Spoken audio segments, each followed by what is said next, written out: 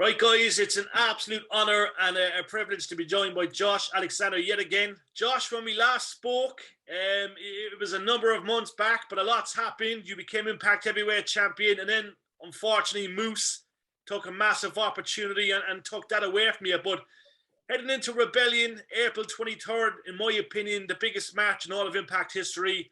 How was your momentum going into this match? Because Moose is trying to make it personal, my man.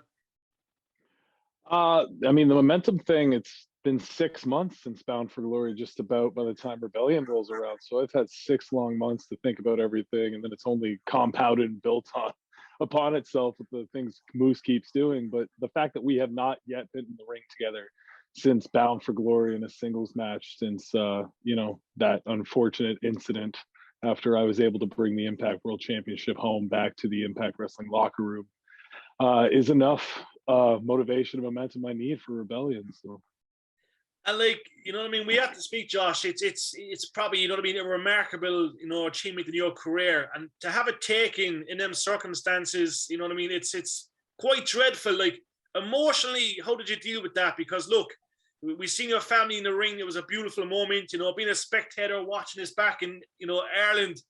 We were happy, and then they do it, and we understand, look, business and there's the such and such, but in my opinion, the wrong time to do it. But look, how was the emotions afterwards?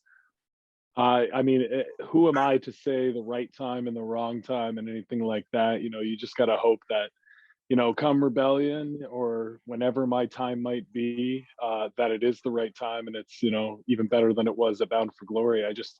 I was so taken aback when Bound for Glory actually did happen. Like, when we talked at that time, that I was the one that was going to be main eventing. I was the one that was going to be challenging Christian Cage and all this other stuff.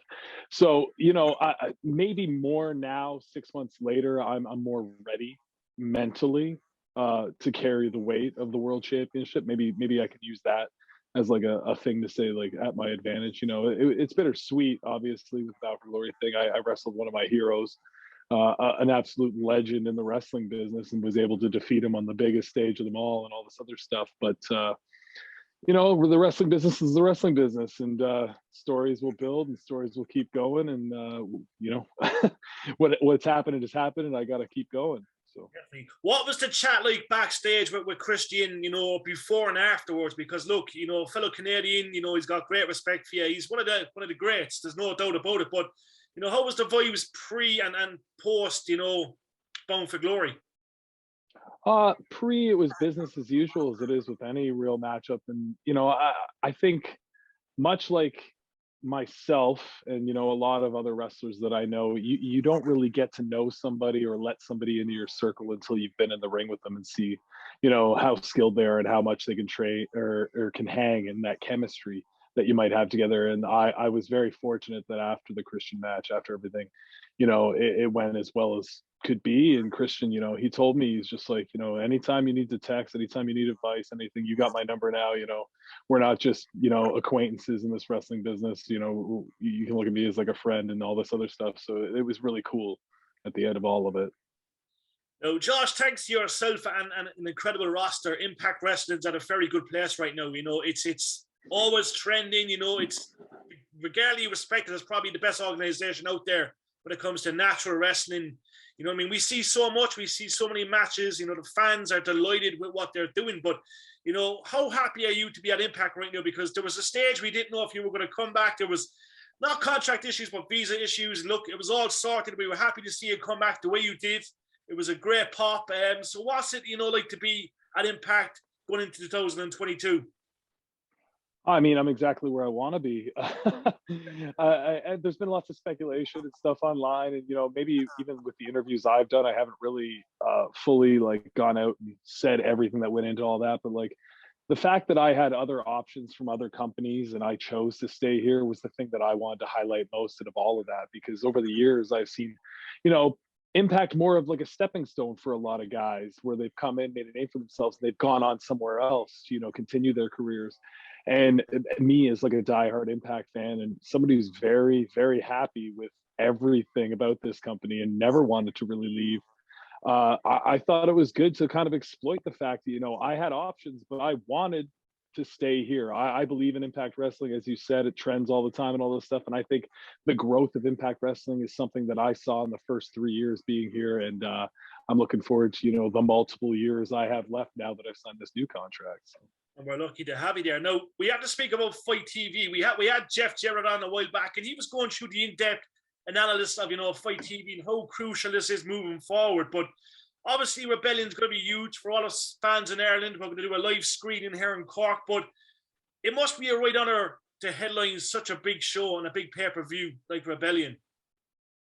Yeah, like the nerves are always there, regardless of how big the show is. They only get worse, I think, with the bigger and bigger shows. But, last year at Rebellion, I stepped into a triple threat match with TJ Perkins and Ace Austin. I was able to capture the X Division championship. And, that went on to do some crazy things with my career. So now this year, a full year later, I have the ability to go in there and hopefully win the Impact World Championship and see what I can do for my career. So, I lay it all on the line and I embrace those nerves on the big stage and all that stuff with all the eyes on me. And I think it only helps me rise to the occasions.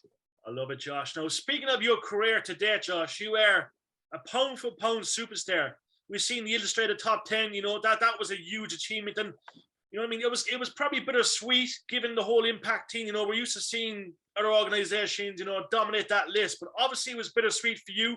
And it just goes to show the hard work you put in over these years is really paying off. Yeah. And like that stuff, like I try not to pay attention to it because, often you're left off or often you're like rated somewhere where, you're not in control of any of it. But like that one really hit home when, family members and people I went to high school with and stuff were like, you're one of the top 10 wrestlers in the world, as according to Sports Illustrated, which to them means even more than Pro Wrestling Illustrated or something like that, because it's a sporting magazine and stuff like that. So it was really cool to be recognized, and especially, to be recognized as an Impact Wrestling talent, to represent this company on that list. So hopefully we can do it again. Definitely. We had a lot of Twitter questions. We put up today that we were going to be speaking to you. So I'm just going to get to a couple of them quickly, all right? So obviously a lot of people are interested to see you wrestle in New Japan Pro Wrestling. Now, according to reports, and I know, Josh, the Twitter mill, the rumor mill could be crazy, but they're trying to get visas for wrestlers to come to Japan and, do long-term stuff. But would New Japan Pro Wrestling appeal to you in any way? Oh, absolutely. Yeah, that entire roster would be something I would embrace, getting in the ring with, traveling and doing stuff. I've never been to Japan. It's been the one thing that's eluded me in my 17 years in this wrestling business. And it's something I've wanted forever. So hopefully, that is true that they are securing visas for American talent finally again. Because things were shut down because of the pandemic. We've seen, NOAH and New Japan and all these other companies kind of announce, gaijin people coming in. So hopefully I can be a name on that list eventually. And like, Josh, would you be observant? Would you be a guy that would keep an eye on these things? Would you check on New Japan Pro Wrestling every now and again? Oh yeah, I keep up with everything in wrestling, no matter which company it is. I'm just a fan of pro wrestling still, even though I'm in this business and, competing at the highest level. So I like to keep my eye on everything, and New Japan's no different. That's a good insight. Now, we had a guy called Bacon Space. There's some great Twitter names. He goes, what's your next step after beating Moose at Rebellion? He's quite confident, and so are we. We think it's going to happen. We think you're going to beat Moose. There's no doubt about it. But anyone in your sights, anyone in Impact that might deserve, an opportunity, maybe Christian Cage again. There's a laundry list of names that, from other companies that I'm sure would like to come in and make a name for themselves. And there's people in our own locker room that I think, are just due. I really want to, as a champion for Impact Wrestling, my ultimate goal would be to make that a world championship again, to take it around everywhere, all over the world, to compete with the very best, to show that Impact Wrestling has, represent our locker room and show that we have some of the best talent in the world. And I'm no different. So hopefully we can do that. Love that. Now, Matt wants to know, obviously, look, the whole Impact, All Elite Wrestling, the whole indie scene, it's great to see the kind of collaboration. The Forbidden Door starting to kind of fade away a bit, but we're still seeing, opportunities arise elsewhere. But anyone, via All Elite, Impact, indie scene, there's people saying Will Ospreay, Josh Alexander would be a dream match, Josh, Kenny Omega. What kind of match would really appeal to you when you observe all these guys and all these fantastic wrestlers right now? It is tough. I've always gone, the go-tos are like Ishii and Shingo Takagi. Those are like my two that I enjoy watching the most at this point in time. And I think I'm running out of time to get those matches with them in a high caliber, because they're getting up there in age, and I'm just kind of starting my peak into my prime. So hopefully that can happen sooner than later. But I seem to forget that Cesaro, Claudio Castagnoli, is a free agent, so that would be really high on my list of someone that I hope can be brought into Impact Wrestling. That would be an epic match. Johnny said, were you proud of Rick Steiner? Because look, yourself and Rick kind of have the same collab with the headgear, but look, obviously Hall of Fame, that was obviously a great thing for Rick and well deserved. Oh yeah, like when I started wearing the headgear, I did it because of an injury and a necessity. It was either I stayed home and didn't wrestle, or I wore the headgear and I wrestled. So I did that, and it's just something that kind of stuck with me ever since. And from the get-go, when I came out, people would bark at me every single show until it became something that I was known for, rather than something, he's the only wrestler of all time since up until I came along that's been recognized for that headgear. So I'm very happy to be, neck and neck, known as the only two in the entire pro wrestling business that have pulled it off. So good title to have. Now, Josh, every match we watch, it gets better and better, and like every match is epic, but it gets better and better. Now, being you, are you observing? Would you watch back on your matches and say, look, I could do better, even though it's epic? Are you trying to challenge yourself every week to accomplish more in the ring with ability? Yeah, I would label myself as like an imperfect perfectionist. I watch every single match I have, and I'm always consistently disappointed. There's always something I find that I can do better, and that's just part of the game, trying to perfect this art form of pro wrestling. And I think that it's a real good thing to have. It's bad for your self-esteem sometimes, but I'd rather be this way and be disappointed with all my performances and stuff that people, seem to think are great and good and all that stuff, than, to have a lackluster performance and think I did amazing. So definitely. And like, would you take these compliments with a pinch of salt? Because like we watch and we're saying, this is one of the greatest things we've ever seen. This Josh Alexander is just absolute epic. But you take that with a pinch of salt, or do you take it in your stride? Do you take it all in? Does it help you? Oh yeah, I take it all in. It all helps me. It helps. I think in pro wrestling, especially, I think confidence is a large majority of what makes people successful. Even up there with like talent and stuff like that. If you're a confident guy, regardless of the amount of talent you have, you're going to do well, because it's going to project and how you carry yourself. The fans are going to pick up on that. So I'm very appreciative of all the fans, commenting and saying how amazing they like my matches and stuff like that, because that's my job. I'm supposed to go out there and make sure everybody gets their money's worth, and that's what I've always done, and I'll continue to do so. I love it. Now, just a quick fan question. It's a tough one, Josh, but look, Amy wants to know, who's the greatest Canadian wrestler of all time? Very hard question. That's hard. I don't think that's difficult at all. I mean, we got a long list of amazing wrestlers that have come out of Canada, but I think Bret Hart takes the cake, man. I'm hot on his trail, but I'll do my best to get up there, neck and neck with him before I'm all said and done in the ring. But I think Bret Hart is number one. Definitely. I know it's probably a stupid question, but have you met Bret Hart before? Obviously, you've encountered him. Have you, or have you not? Yeah, I've met him a couple times, over the years. Not so much recently, since my Impact Wrestling days and stuff like that. But hopefully we can link up in the future, and I can tell him how much he's meant to my career. So I love that, Josh. Now, Europe, we're calling. We want Impact back to the UK, back to Ireland. I've had numerous chats with Cy, he's epic, and every week I'm on with a guest from Impact. I say to Cy, make it happen, get us back to Europe. But obviously, you guys in the locker room would love to come back to Europe, UK and Ireland specifically. Is that something that you're going to make happen? You're the man to props, make that happen. But are we going to see you guys back in Europe very soon? Fingers crossed.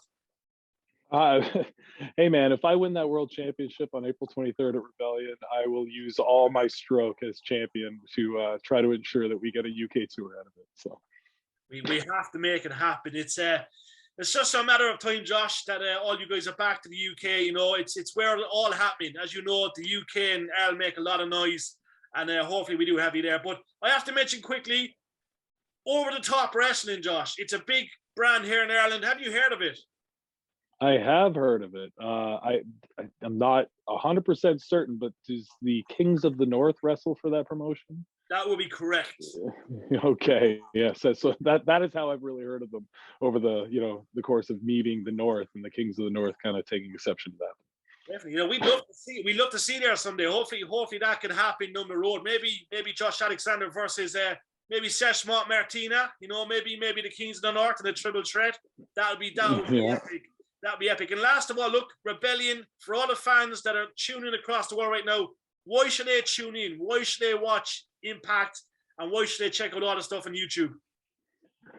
Oh, well, it's an easy thing to watch Impact because we have one of the hungriest rosters. Everybody from, the knockouts all the way through the most experienced members of our locker room have a chip on their shoulder because we believe in Impact Wrestling. We want to make sure the fans get their money's worth. And, we want this company to grow and be, bigger than it ever has been before. But for Rebellion on April 23rd to tune in, I think the selling point for me to really put over is, this time it's my match. In this case, I'm challenging for the world championship against Moose. I have not been in the ring with him for my world title rematch since he beat me at Bound for Glory. And I think you are going to see a culmination of 6 months of frustration and me jumping through a bunch of hoops. I'm going to take all that frustration out on April 23rd. So. Gosh, we can't wait. Listen, it's an absolute honor as always. Every time we speak to you, it's bigger and bigger news. You're a credit to Canada. Impact are lucky to have you. We'll be tuned in April 23rd. We're going to be in Ireland. We're going to be showcasing it live on the big screen at the Macau Casino. So look, we're behind you, my man. It's a privilege and an honor. And thank you for your time. Yeah, thanks, Jerry. Thanks, Josh. See you soon, my man.